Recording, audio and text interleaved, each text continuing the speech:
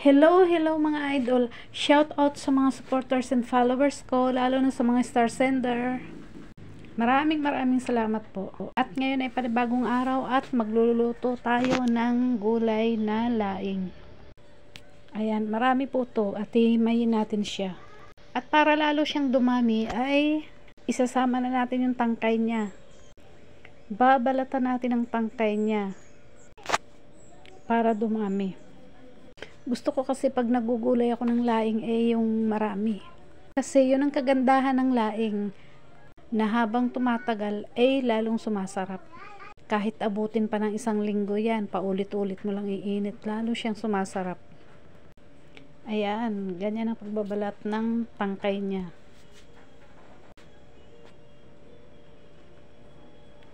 Ayan. Napakarami ng tangkay. Mas marami pa nga yan kaysa sa mga dahon eh.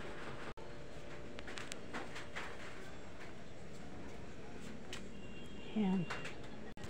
Pero hindi natin siya uubusin, kalahati lang ang isasali ko sa dahon.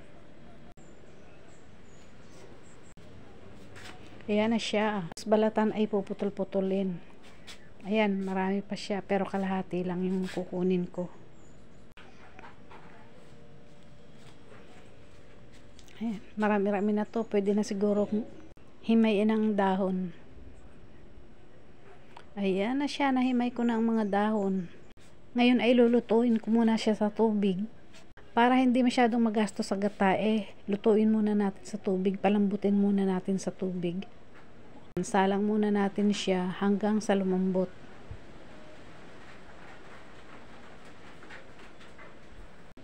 Halos pag nagluluto ako nito halos inaabot ng 2 oras. Ang oras ko munang pakukuluin sa tubig. Ito nga pala akong biniling alamang.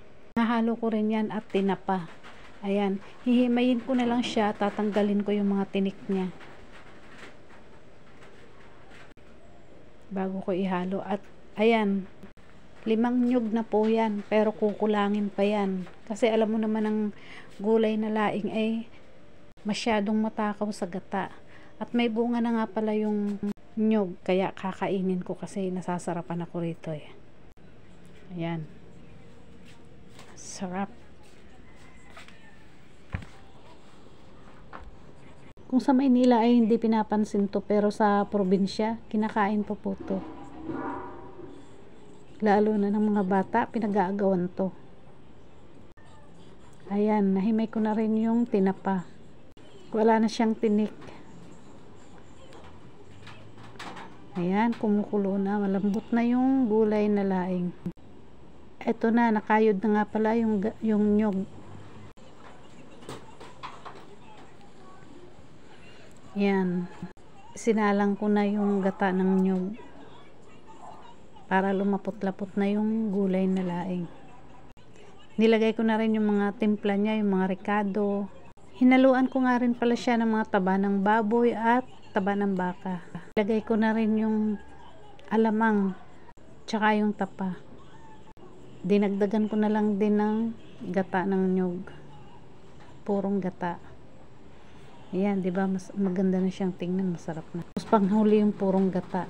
Ayan na, luto na siya. Masarap na siya. Kain na tayo. Don't forget to like and share. Tikman muna natin. Sarap.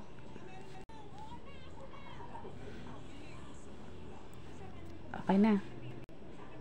Bye-bye.